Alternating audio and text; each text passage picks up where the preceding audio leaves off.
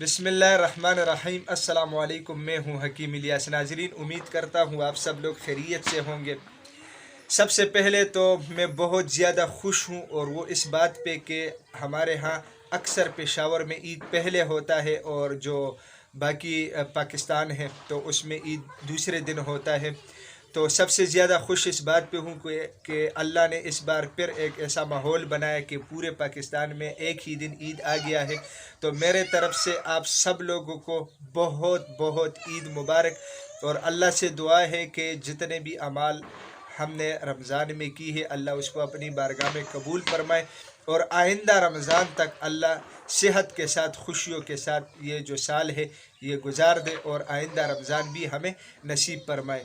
تو بہت زیادہ خوش ہوں، کیونکہ میں نے سوچا کہ چلو اس خوشی کو آپ لوگوں کے ساتھ بھی شیئر کروں، کیونکہ ایک ہی دن جب پورے پاکستان میں رمضان ہوتا ہے تو بہت اچھا لگتا ہے، جب عید بھی ایک ہی دن ہوتا ہے تو پھر اور بھی بہت زیادہ اچھا لگتا ہے۔